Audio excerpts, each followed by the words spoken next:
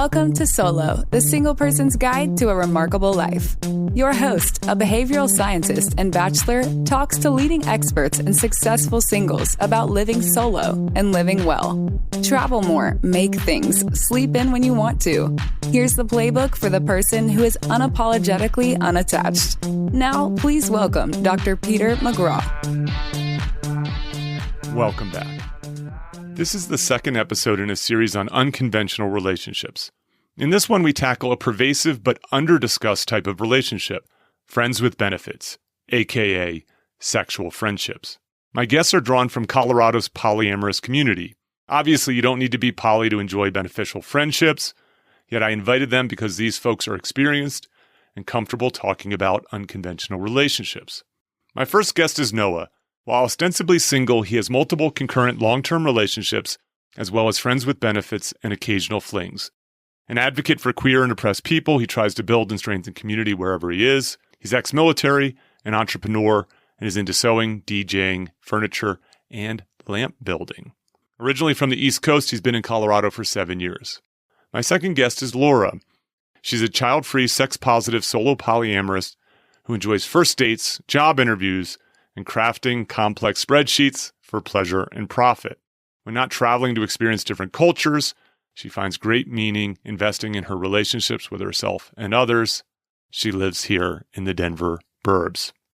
Laura and Noah share stories about their beneficial friendships. We discuss what friends with benefits is and what it isn't. We talk about how it diverges from the relationship escalator. And we conclude with some of Laura and Noah's best practices. I hope you enjoyed the episode. Let's get started.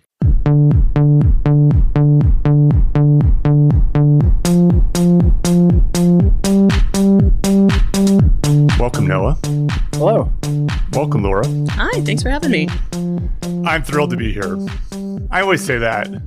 I always mean it, but I really mean it this time. So you two are following an episode about an unconventional style of relationship that's grown in prominence, an arrangement between a sugar baby and a sugar daddy or sugar mama or sugar mommy. And I had a sugar baby sitting right where you are, Noah. And my co-host was sitting right where you are, Laura. We're in my new podcast studio. It's great. I'm very excited to have it. And we're here to talk about another type of unconventional relationship, one that's been around for a long time, but allegedly was given its name by Alanis Morissette in 1995, the song Head Over Feet. So I'm going to read you some of the lyrics. I'm going to read them, not sing them. Oh, that's a shame. I'm no Alanis. You are the bearer of unconditional things. You held your breath and the door for me. Thanks for your patience.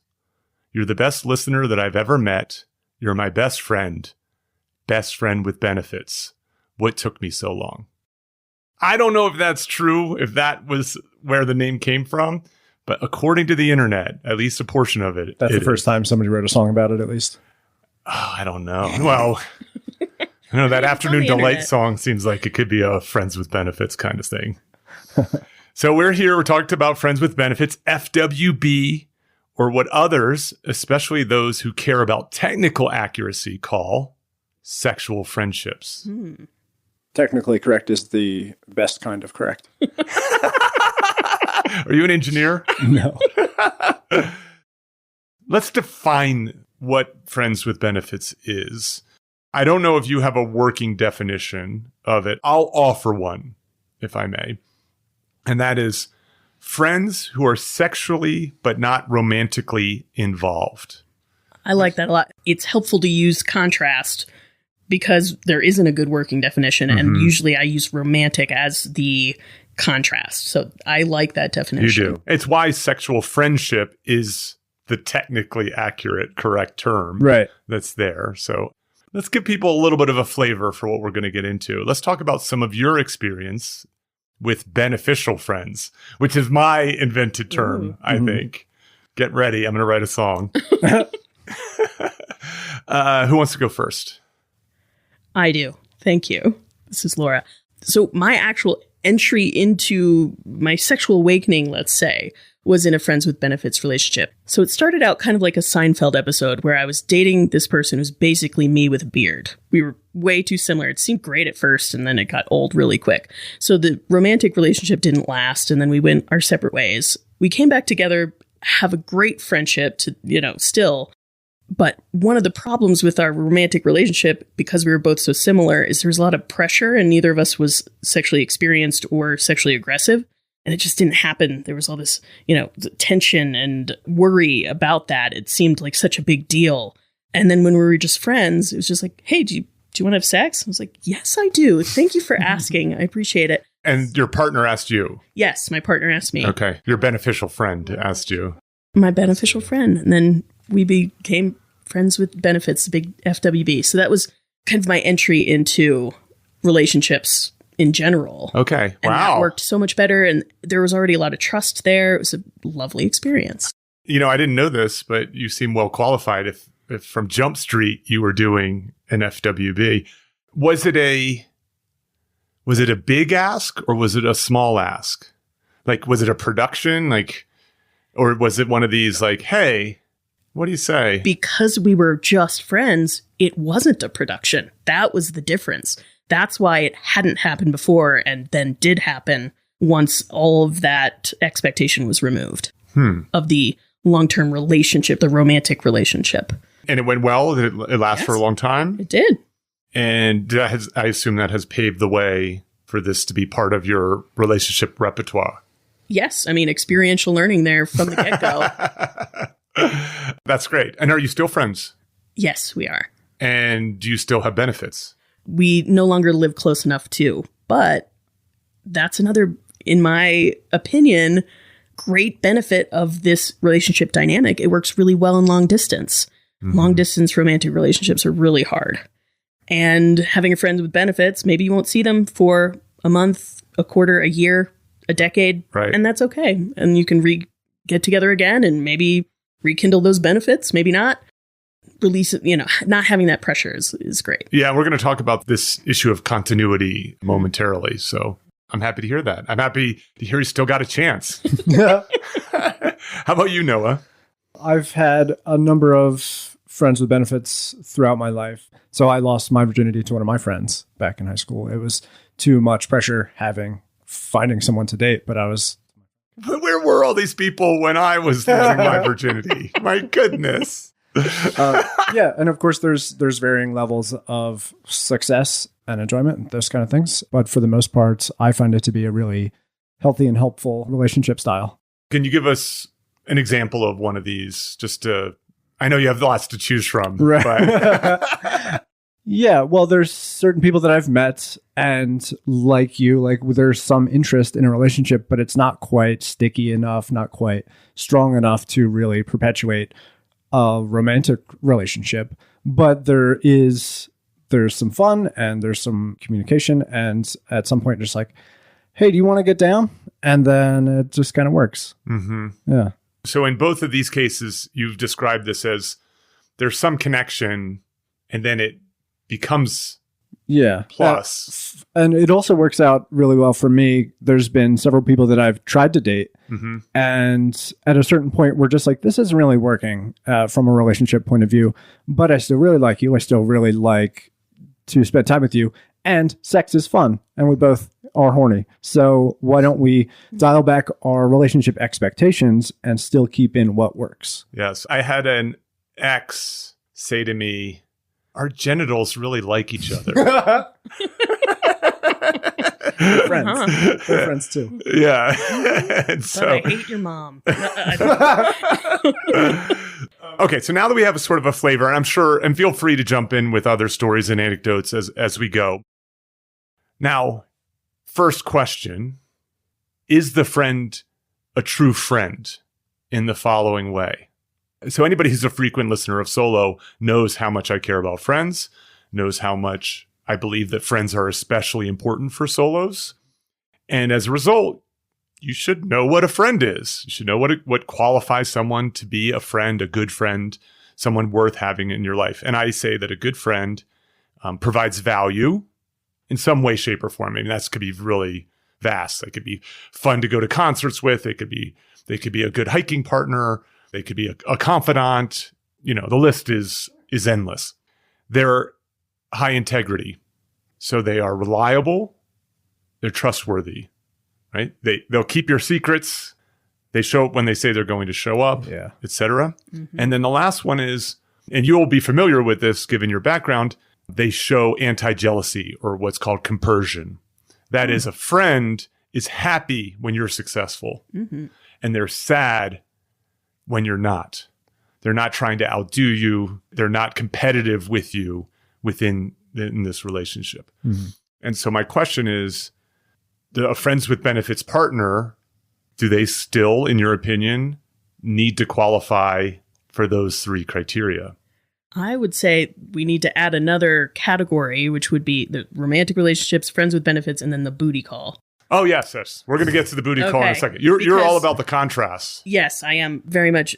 It just helps when you're trying to get to a definition. What isn't this? Let's do that then. So what it isn't is not a booty call.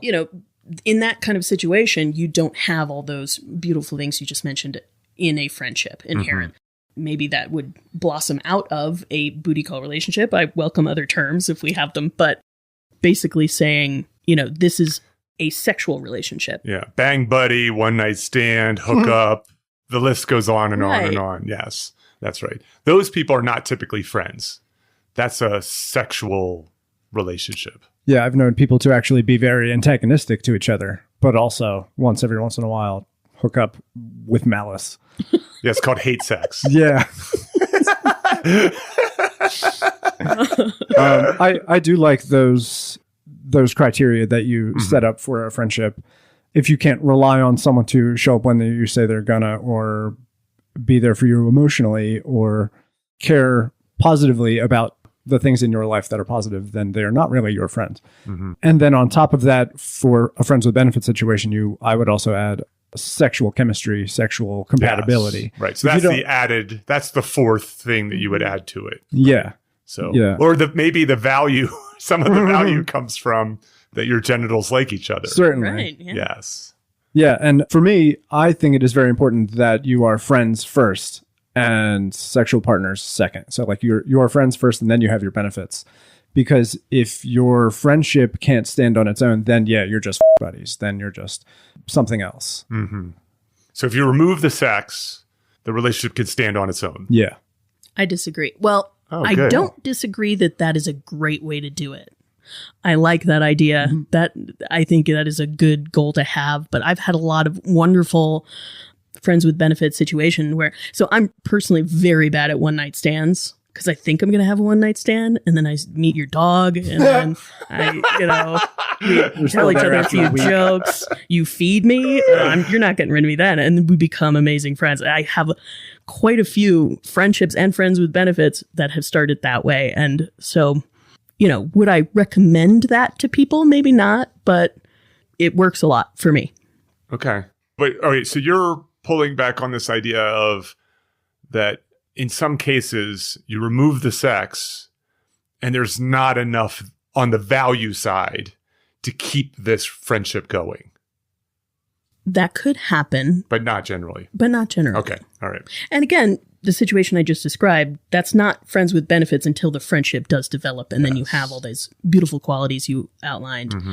But the origin of it, I think that the beauty of it is the flexibility to come at it from either side of, we were friends first and we added benefits, or we were romantic or sexual, and then we, decided that the maximum this relationship could be turned out to be a friends with benefits situation. Yeah. So both of those stories we started with at the outset that you told, you were friends with someone. They were like, hey, what do you say? Kind of thing. Yeah. But what you're describing, Laura, is sometimes it starts out sexually and then you get fed. I'm a simple person. This is what you're learning. And as an adult, I find it's harder to make friends. And one of the main ways I make friends, two main ways, the office and dating. Yes. And so dating sites specifically, like online dating sites, to say, hey, I'm looking for someone to be romantic / sexual one or both with, and I'm going to meet these new people I've never met before. We're going to get to know each other. And then sometimes we're just going to end up as just friends, sometimes just a hookup, whatever. It can become anything it needs to become. But that's one of the main ways I meet new people. I think it's interesting you say this because I was reflecting on this recently. I met a woman on an app, and I have a picture of me and a comedian on my profile. It's the only picture of me with someone else. And the caption is, I have at least one friend. and this woman said, my roommate wants to double date with the two of you. And I said, I can't. He's not available. He lives in LA. I sent him a text. I said, hey, when are you going to be in town? But I was like, hold on, let me figure this out.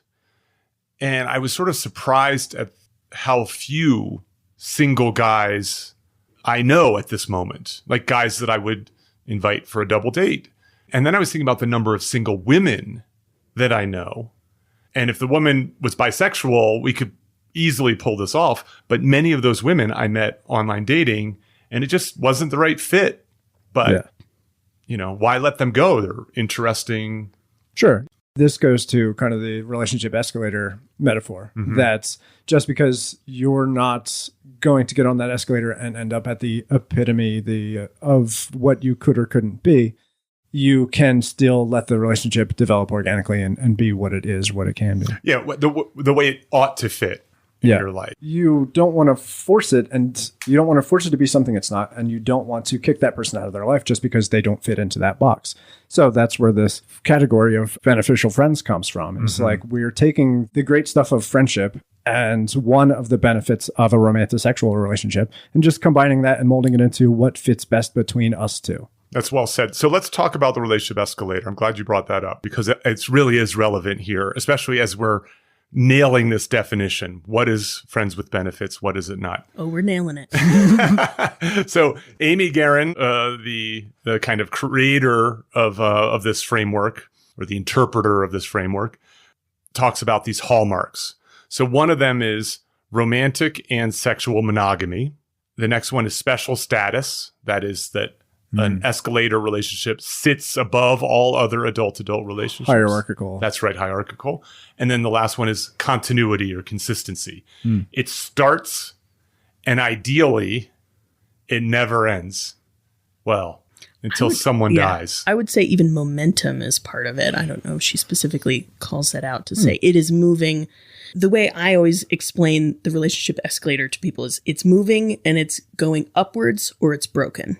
Yes, you're advancing, at least until you get to a certain point where there's no more advancing to be done, right? You're living together, you merge your identities, you merge your finances, you merge your lives, kids, etc. dogs, white picket fence. Exactly, yes. Oh, I'm getting nauseated just thinking about it. So let's just look at the friends with benefits relationship with regard to these hallmarks. Okay, so let's just start with the first one. So monogamy, romantic and sexual. Well, it's already out the window. So there's no romance, or it's not necessarily romantic. Yeah, it's not specifically unromantic. You have to have some chemistry with that person. But it's not, roses and wine and all the typical trappings that we think of. It can be whatever you like doing with your friends and then sex, or sex first if you're in a time crunch. Yeah. And I would even add, you could play red light, green light with the romance. Hey, I need a +1 to the holiday party. Let's go out. Let's dress up. We will have some wine and dress up and hold hands. And then you'd be like, let's play beer pong after, or whatever you just normally do as friends. There's no expectation of continued romance, I think. Yes. You're not building a relationship for this bonding reasons. Let's talk about monogamy, because my sense is it's neither necessary nor sufficient for friends with benefits. You could have a monogamous friends with benefits situation, or you could have a non-monogamous one. I don't know if I would use the word monogamous friends with benefits. You might have a sexually mutually exclusive friends with benefits, but I don't know if that meets the definition of monogamy. Well, so the definition of monogamy is really perverse, actually. It's that you're not allowed to have sexual relationships with other people, but it doesn't guarantee sexual relationships between the two people. So monogamy is about what you can't do, not what you can do. Lame. So this obviously, you don't though, kink shame. If that's your kink, go for it. So have you, what is the nature of your beneficial friendships? Do they tend to be monogamous? Do they tend to be non-monogamous?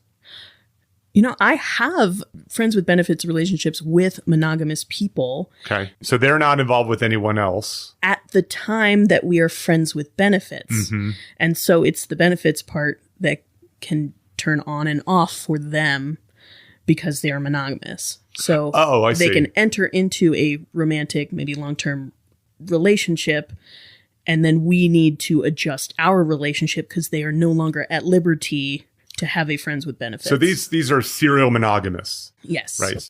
They're monogamous with you. Then they meet someone else. Mm-hmm. And then they turn the sex switch off. Mm-hmm. And then you're a patient woman, I assume. Yeah.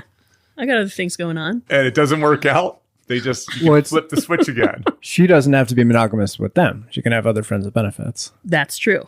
And that's something you negotiate and disclose and talk to them about prior to getting together. I would say that's the way you should do it. The one caveat I always say about friends with benefits relationship is you don't normally plan it. And so I'm usually very intentional about my relationships, my romantic relationships, sexual relationships. But this is one where I thought it was going to be a thing. Turns out it's not that thing. It's friends with benefits, and that's great. But there's a lot less negotiation that goes on beforehand. Mm-hmm. So yes, I think it would be lovely if that were possible, and it's never too late to communicate those things. But sometimes you just stumble into it. That's fair. That's fair. How about you, Noah? Yeah, before I had an ethically non-monogamous lifestyle, when I was monogamous, I had friends with benefits. Mm-hmm. And trying to play by those rules, I only had one at a time. And then if something happened, if either myself or that person were to say, hey, I started dating someone and it's getting serious, I need to put the sexual aspects of our friendship on hold, we would do that. Okay. And obviously there's going to be some frustration or some unmet needs or something along the lines. But if your friendship is strong enough, like we were saying before, if that friendship can stand on its own, then you will continue to still be friends even though you can't or don't have sex with each other. Yes. I think this brings us to the next idea about continuity. Right? So an escalator, once you become exclusive, it's supposed to continue. There are no, we're taking a break. Like to take a break within an escalator relationship is incredibly threatening. Right? Separations are really threatening and so on. The sense of it, just talking through the examples that you're giving so far, is that there's quite a lot of flexibility when it comes to consistency, continuity in FWB. Mm-hmm. Yeah. And for me, the flexibility has led to a lot of sustainability. Maybe that's different than flexibility leads to sustainability. Yeah, I like it. Maybe that's different than continuity because there are breaks. Mm-hmm. However, but the friendship stays continuous. The friendship is continuous. And so the relationship, even though it's constantly changing, is much more sustainable because it has flexibility to change with people's needs. Mm-hmm.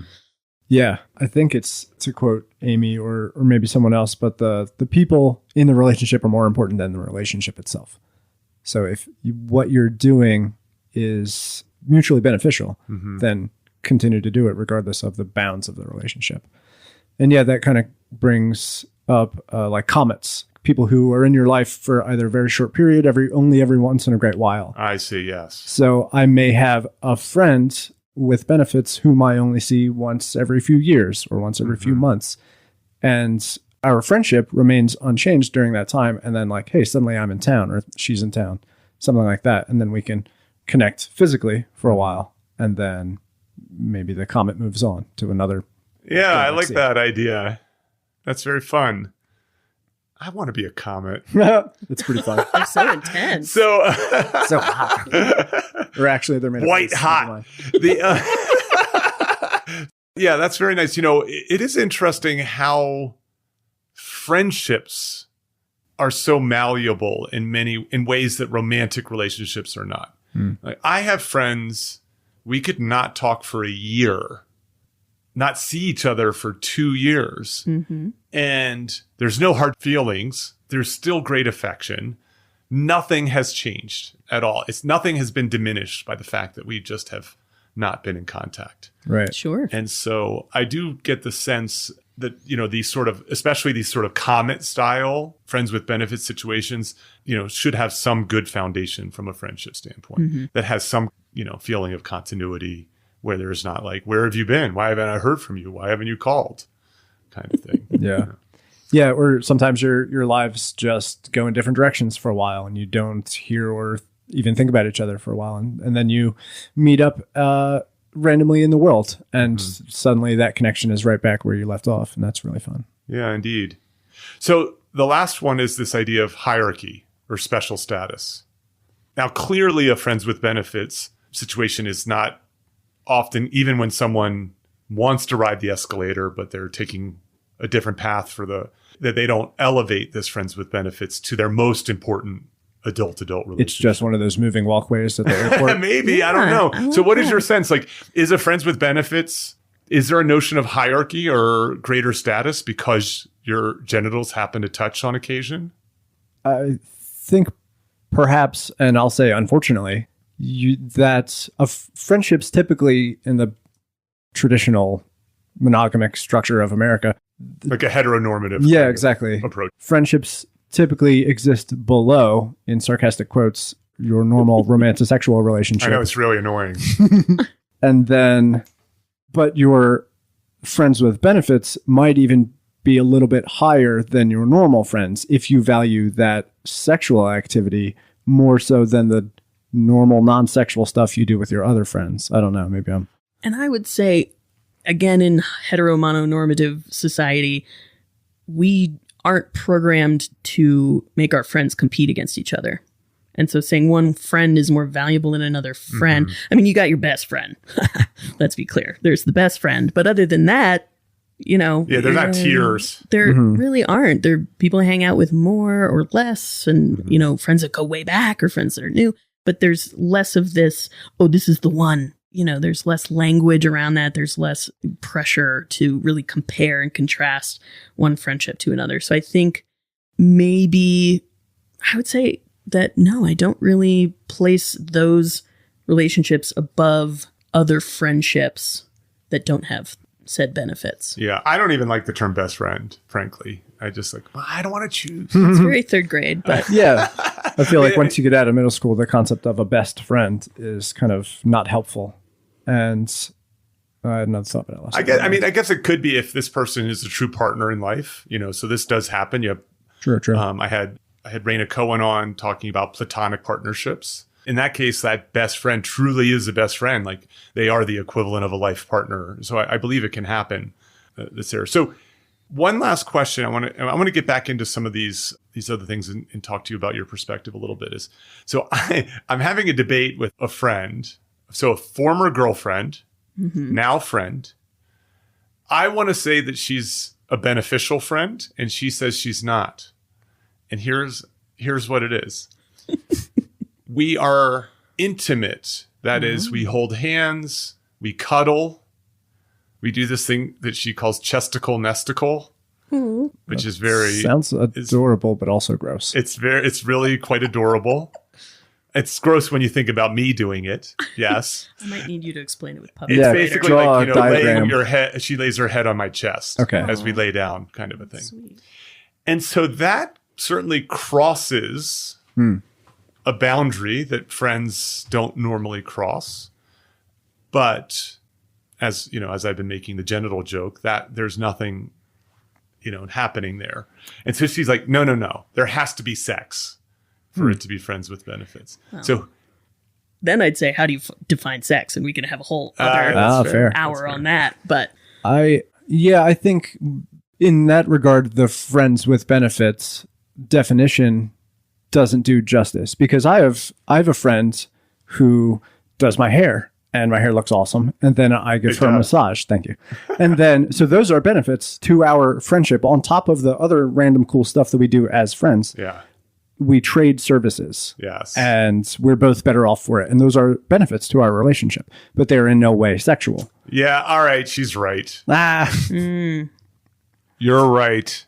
I mean, we go back. Do we like the term friends with benefits or do we like sexual friendships? I think in that way, really, friends with benefits is just a nice way to say sexual friendship. Yeah. And in that way, she's correct and I'm incorrect. I knew that was going to be the case. Yeah, but again, I would say if you consider that sex, it's sex. Sure. Yeah, no, I don't. But it doesn't sound like either of you do. But okay. Some people out there might. So any more thoughts on either continuity or this idea about a non-monogamy? Anything else that sort of, these are kind of two of the ways that these things can kind of reveal the flexibility that a beneficial friendship can have. Yeah, I think they stand, changing life circumstance very well. Yeah. I had a gentleman who I was very interested in all the ways, and we started dating, and then he decided he wanted to join the clergy in a religion that wanted him to not have sex. And that was kind of, call me superficial, a little bit of a deal breaker for me. So we continued to remain friends, and he was going through this very transformative experience, and it was wonderful being his friend at this time. And we became very close and talked about theology. It was wonderful. You could chesticle-nesticle We could totally chesticle-nesticle. And then he decided the clergy wasn't for him. And I was there. I was ready. You were there for him when God wasn't. Right. Exactly. Hey, you know what? Maybe he couldn't be monogamous with God. And so. Well, God doesn't put out. Yeah. Okay. So yeah, that's exactly one of those kind of situations where you're on, you're off, and then you might be on again. Right. And not only for all myriad reasons. Let's talk about chicken and eggs for a moment. So we've already alluded to this a little bit, right? So Laura, you've had situations where I don't know which one's the egg and which one's the chicken. Let's say the sex is the egg and the friendship is the chicken. Okay. Right? So you had the egg, and then here comes the chicken, right? So to speak. And then both of you have talked about the chicken and then you get a little egg, right? Kind of a thing. Is there sort of a better model? Is there a way is there one that you think is more common? There's a little bit of an in-between one, which again, we've talked about. I've had this happen where there is some chemistry there. There's some interest, but we weren't friends. We didn't hook up right away. We sort of started dating, flirting, and all this stuff. And then we realized together and agreed, which I think is helpful, that this didn't have escalator future. Sure. And so it turned into a beneficial friendship. Like, the escalator started, it stalled out, and then this sort of better outcome happened. Because if we had tried to ride it, it would have failed. Yeah. And I think as far as which is better, I don't think either's inherently better. I think some work better for certain people. Sounds like Noah greatly prefers having a friend first and then adding the benefits later, and that's great. I think it's really common. A common model is, still sleeping with your ex. You don't hate your ex. You have a wonderful history with that person. You have a lot of closeness, a lot of shared history. Yeah. But you've broken up and you're saying, well, you're still a good person and I value having you in my life and our genitals like each other. So let's keep that going. I think that's a very common way of entering into a friendship with benefits. So if you're thinking about which ways are most common, I don't know. I think we need to talk about that one as kind of a very common experience.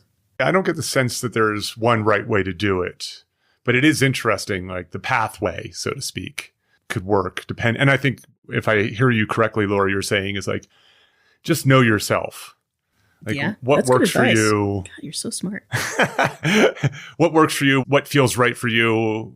What have other kind of relationships like this that might have looked like? What feels comfortable if you've never done it before and want to try it?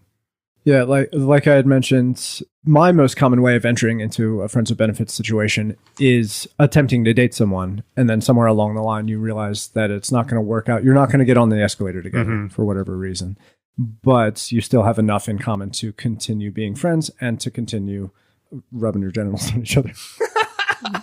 Now they're rubbing. Yeah. They're not touching. Or heads on chests, whatever you're into. Yeah, whatever you're into. Yeah, so there's very little research on this. So I always do a deep dive into the topics that I'm looking at. And so this was a study, 2009, Archives of Sexual Behavior. I'm not going to say it's a great study, but it's data. So this is by Bisson and Levine, and they looked at college students. And you might not be surprised to hear this, but college students do this a lot. A whole lot. I went to college. I did not do this as a college student. Those are not good memories. So 1 in 3 had a current friends with benefits situation. And one of the questions they asked was like, what happened to it? Right? What's happened to it? 29%, it's going on. It just went on indefinitely. 36% stayed friends, but stopped having sex. 10% became romantic. They started dating. Sure. And 26%, the relationship ended. So on balance with these college students, the outcomes were, I would consider, 3 out of the 4 of those quite favorable. And who knows, actually, I don't think that when relationships end, it's necessarily bad. Agreed. True. And so I don't want to say that the 4th one is negative per se, but the majority of those had a positive outcome. And these are college kids who are not super experienced with relationships. And so Sure. that way I think it's good. Actually, now that you mention it, that inexperience with relationships might be why the friends with benefits work so well. Because if you don't know how to date, how to be dateable, then you might default to someone who you just have a camaraderie with and also an attraction to. Yes. And when you're in college, everybody's good looking. Yeah. Everybody's young. So lots of people. True. Yeah. Potential Everyone's very partners. accessible. Away Know from their home for the first time. schedules. Indeed.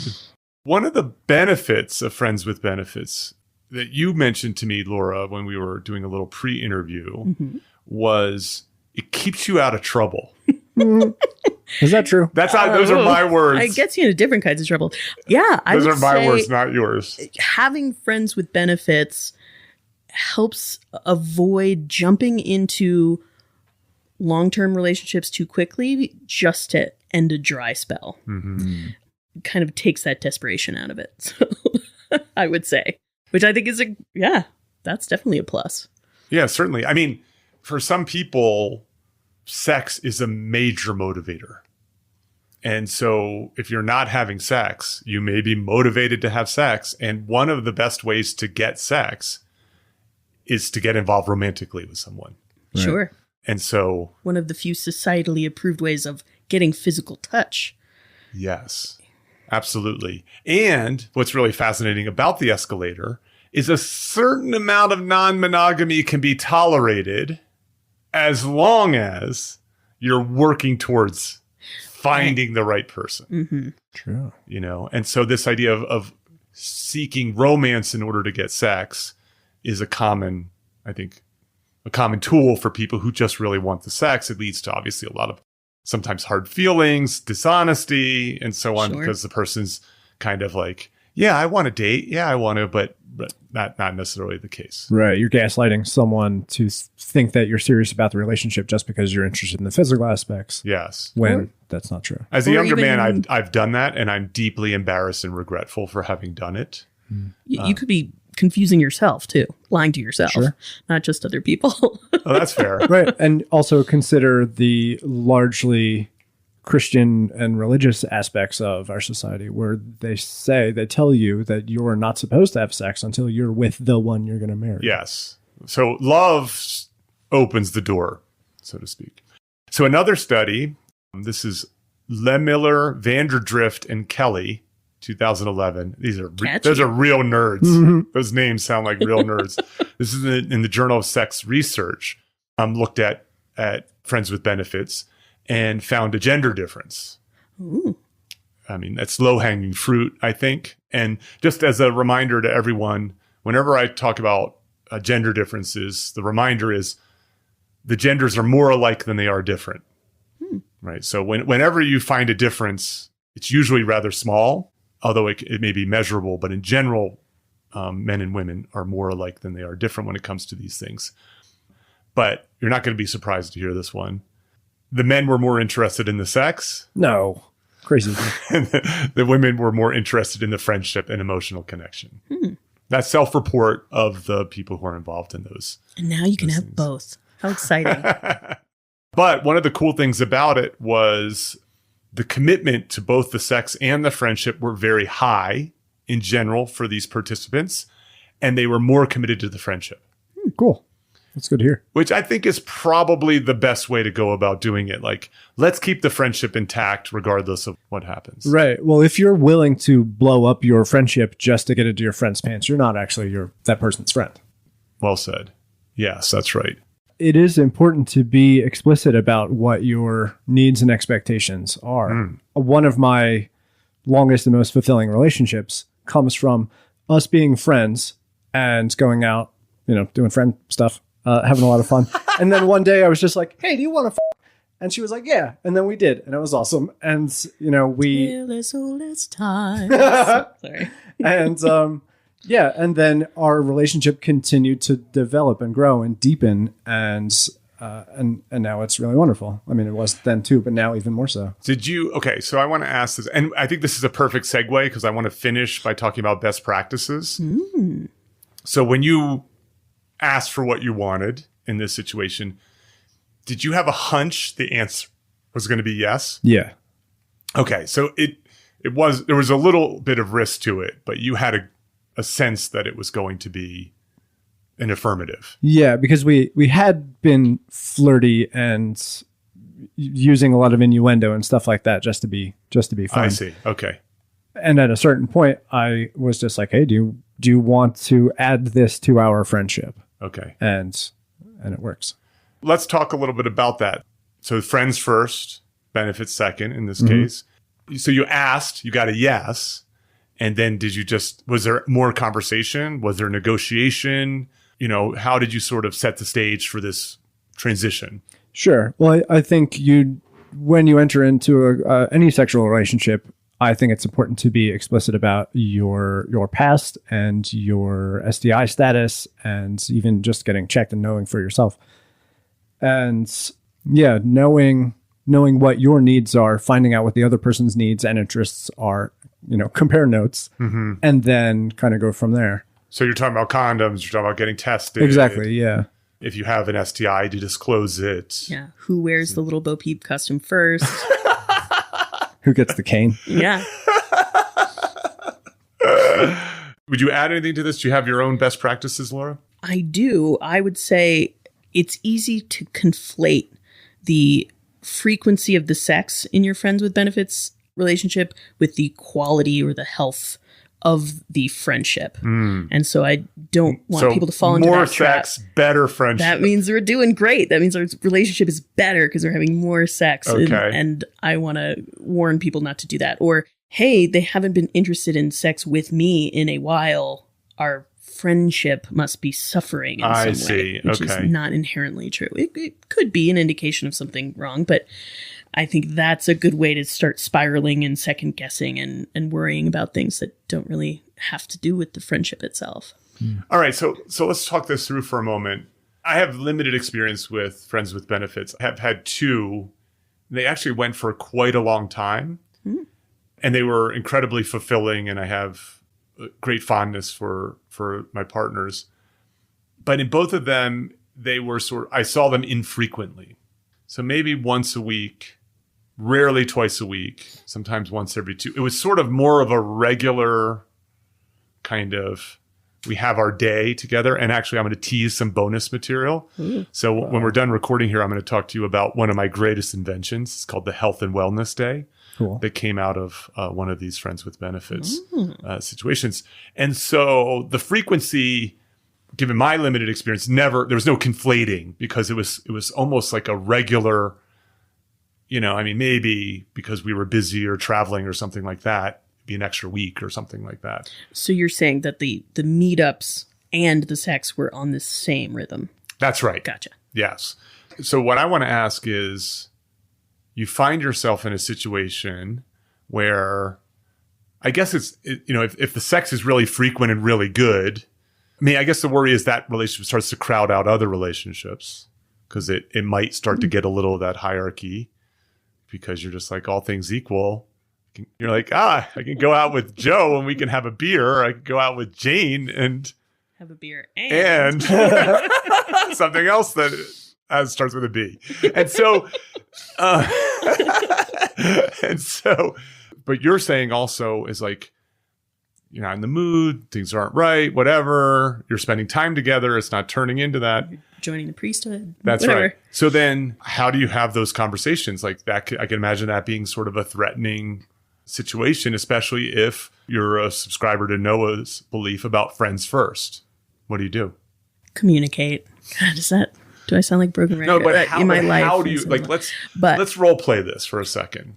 Okay. And I have had a similar experience to this. Well, it kind of followed more of the, hey, it feels like you're pulling away because we haven't been meeting up as often.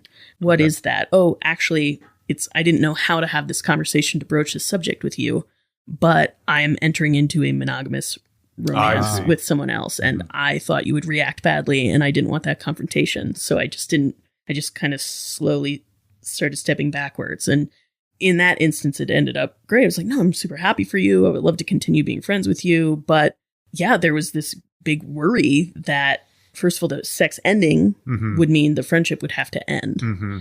And not knowing there's so few models for having that conversation. So in that instance, it worked out. But there have been other instances where it's like, yeah, all of a sudden someone has stopped getting back to you. And because I'm in a romantic relationship now, it's like, I thought this friendship was important to you. And it turns out it wasn't. And now I'm hurt. Yes, I see. Yeah. Let me do a quick PSA, people. If you change your behavior, your friends will notice. Yeah. So you're communicating without communicating when you change your behavior. So Esther Perel, in episode 100, we talked about ghosting and power parting. And there's this I'm not familiar with that second one. Is that the opposite of ghosting? Power parting is the opposite of ghosting. You just punch them in the guts and run away. No, it's actually just being, so it's a continuum for ghosting. Sure. Getting my pen out. And in between is simmering and icing. I've heard of those. Okay, so power parting is just simply, Laura, I've really enjoyed spending time with you. You're a really good friend. It's a little apprehensive for me to say this, but I've met someone else. We started dating. It's starting to get serious. And I just can't maintain 2 sexual relationships at the same time. And I wanted you to know about that. And so I feel like I need to end the sexual element of our friends with benefits. And then you just sort of wait and hope for the best. I'd be like, Peter, you sound so powerful right now. You can have whatever you want. I love this. I mean, normally it's a break. It's more of a clean break, the way Esther Perel talks about it, which is just like, you're a nice person. Yeah. I've enjoyed our time together, but I don't think this is the right fit. And that's such a gift. I want to wish you the best out there. Yeah, I much prefer that. And I don't, power parting gives it a negative connotation for me, at least. When to me it just sounds parting or something. There you go. It sounds more like just being super truthful and straightforward and advocating for your own needs and wants, and then hoping that the other person receives it well. That's right. Yes. And so a power part in a sexual friendship is different, right? Because first of all, no one goes, I want to keep banging, but we can't be friends anymore, right? So that almost never happens, right? It'd be an interesting discussion. I hope you'd say that. The other one is, how you were feeling. But the other one is, I'd like us to remain friends, but we have to stop the banging. Yeah, and I've had that conversation, and it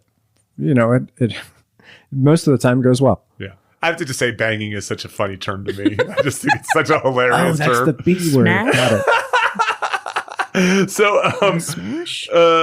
Laura, you have some other best practices. I would say understand the normal romantic relationship dynamics of each person. So are they normal, and how that's going to affect your friends with benefit situation if their romantic life changes.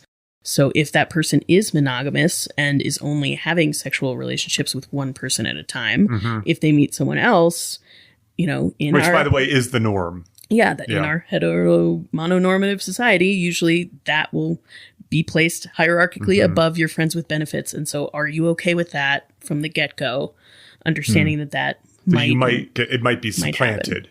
Exactly. Yes. Whereas that's not inherently the dynamic.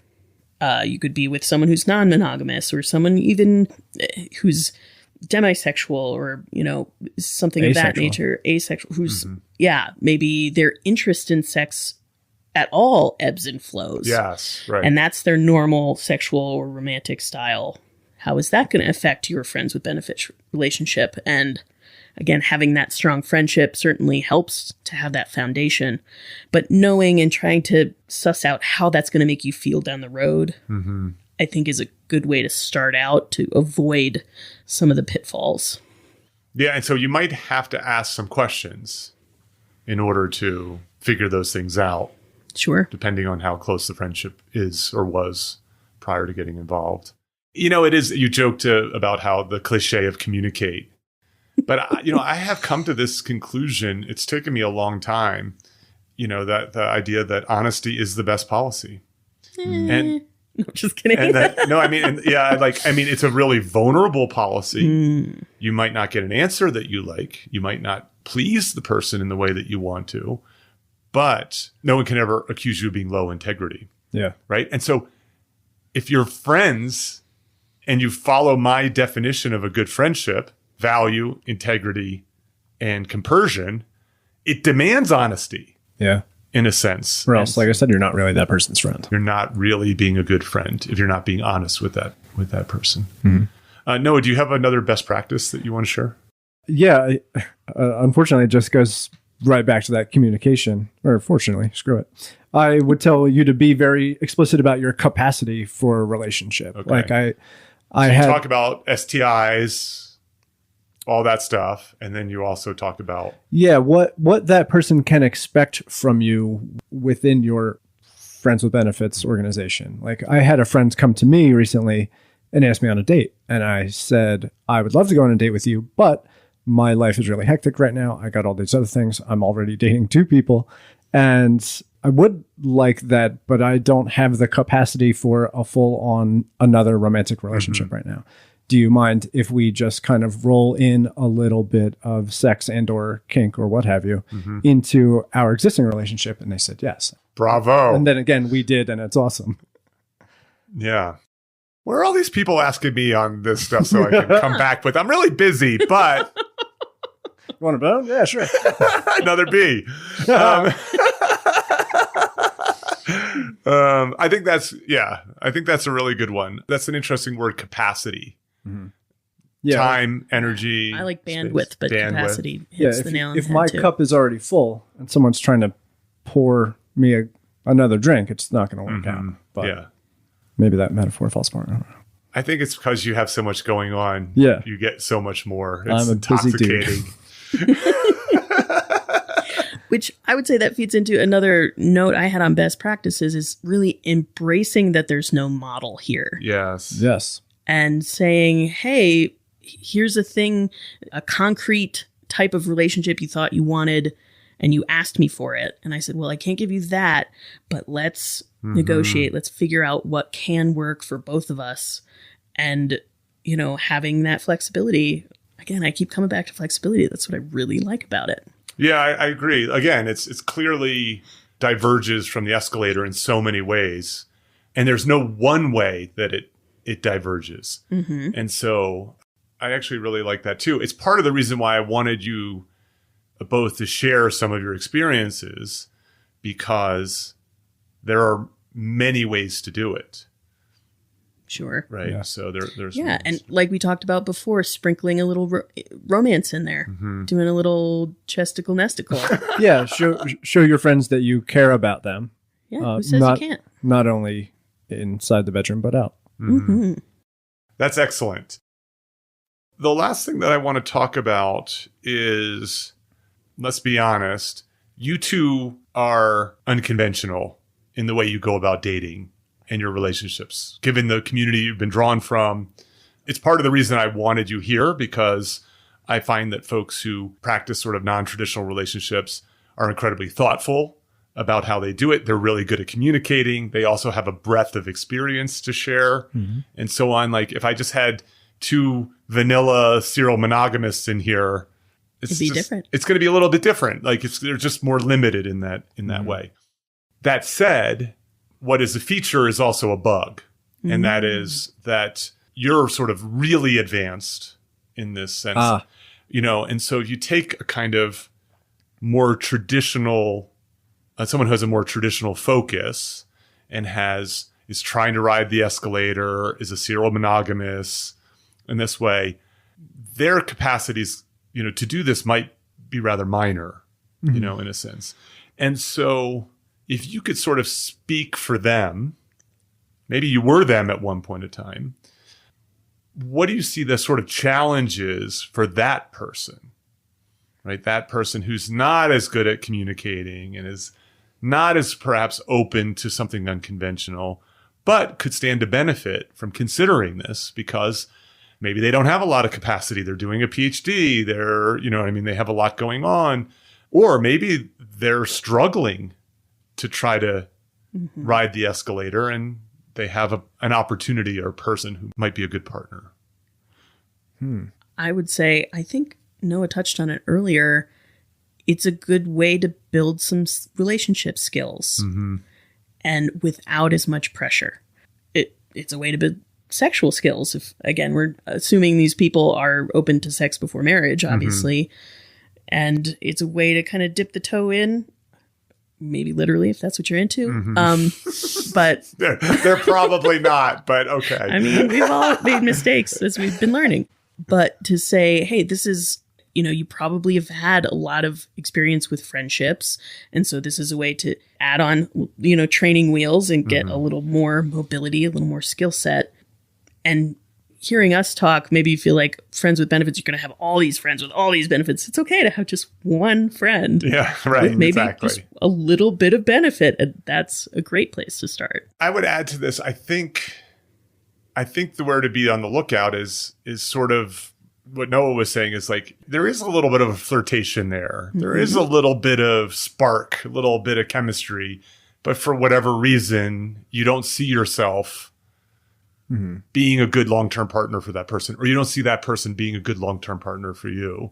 And to say, sure. Or the idea of a long-term partner is so big and maybe scary. It's so intimidating. When you're just starting out, it seems like the world, that seems like such an undertaking. Oh my God. Yeah. Especially the first one. Oh, the first one. Or if you think maybe the first one's going to be the one, that's so much pressure that you're putting on yourself. So, or that society is putting on you. Indeed, yes. I think a really good way to approach the topic would be text them a link to this podcast. You're like, hey, so what do you think? It's interesting. There's very few resources out there. So I wanted to give the title of this. I wanted to call it Beneficial Friends. Sure. But I'm not. I'm going to call it Friends with Benefits. Yeah. And the reason is more accessible. It's going to be more likely to be found when people search. Yeah, a lot of people know what that term means generally. That's right. So, and I can't ask you to speak to this necessarily. The other community where this is more prevalent, at least as far as I can tell, especially my conversations offline, is in the gay community. And one of the interesting things about this, and I actually was having a conversation the other night with a gay man about it, and he goes, oh, it's pervasive. And the way he described it is, goes out for brunch. It's 6 gay men. They're all friends. And he's like, well, that's my ex. And we sometimes still have sex. And these guys used to be together. And then on occasion, and he was sort of like, because so many of your friends are also the same people, the same gender that you would have sex with, the opportunity, it goes way, way up. So when you think about it, like within heterosexual relationships, most men have mostly male friends. Most women have mostly women friends. And so to be a friends with benefits, you need to be friends in that sense. And so if you're living in a community where it happens to be the case that many of your friends are of the same group that you want to have sex with, your proclivity to have a friends with benefits situation goes up. That makes sense because I've had mostly female friends my entire life and it's worked out pretty well. Speaking of features and not bugs. Yeah. And also just being in a smaller community, you're more likely to run into your ex. Oh, that's interesting. Yeah, and you can't just write people off as easily because the community is so small. It's like, well, we're breaking up, but we're both part of this community. We both have these shared beliefs and lifestyles. And so we're going to maintain some kind of level of interaction. And so we can't just go nuclear on it. Mm-hmm. I find that in the non-monogamy community as well. But I assume in any non-traditional relationship, you're going to have that to some extent. Yeah. So this actually idea came from a listener question. I have this solo community that people can sign up for at petermcgraw.org/solo. And one of my members in the channel wrote something along these lines. She said, I also think there's a huge difference between heterosexual and homosexual culture when it comes to this. Heterosexual friendships seem to be extremely rare, far more common in the gay male population, and somewhat more common with lesbians and bisexual women who have had said sexual friendships with women. Obviously, there's also differences between monogamous people who have a friends with benefits and polyamorous ENM people who do. And I think that I would kind of sum up sort of an overarching perspective, and speaking for an hour, a little more than an hour about this probably doesn't do it enough justice, is while on one hand, there's, I think, a lot to like about this, and in many ways, not as many downsides as you might think. Mm-hmm. However, it's complex. It seems like one of the more sort of complex types of relationships that you may have versus like a bang buddy, which is pretty straightforward, mm-hmm. a friendship, which is really well established in terms of the norms and things. Oh, yeah. An escalator, again, difficult, but straightforward. Mm. And so do you agree with that assessment that sort of recognizing and negotiating and navigating the complexities of this are real, but seems to be, in your case, worthwhile? Yeah, I think the skills that you learn from being in the ethically non-monogamous community or another community where your pool of dateable or sexual partners is smaller than usual, mm-hmm. smaller than just the wider world, I think you have to be more diplomatic. Diplomatic, yes. In those arenas to not burn all your bridges and suddenly you have no friends and no one left to have sex with. And I also want to point out that this can go awry. Like, I've had very good friends, people that I really appreciate and respect, and try to introduce a level of intimacy, go through that thing of like, hey, do you want a bone? Sure. And then for whatever reason that goes sour and the whole friendship dissolves. Yeah, that's a big risk. And I'm worse off because of it, because I tried to have my cake and have sex with it too. Mm-hmm. Mm-hmm. Right. And hence your philosophy, friends first. Yeah, that is important. Laura's wheels are turning. They are. They're turning really into little hamsters. Trying to cause smoke.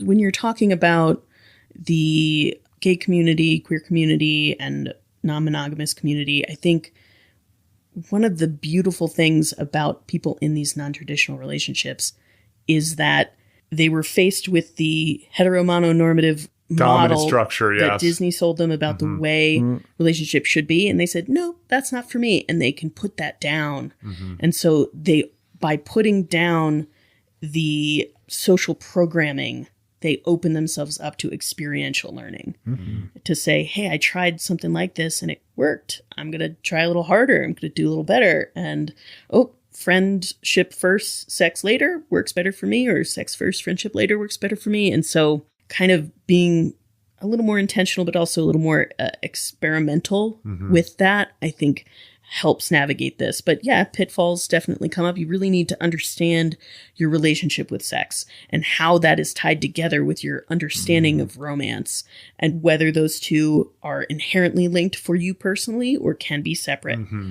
And people who are maybe don't understand that, trying to figure that out, or confused or get it wrong. It's called catching feelings. Yeah. Mm-hmm. Yes. Catching feelings, or judging yourself for not catching feelings. Yeah, well said. Yes.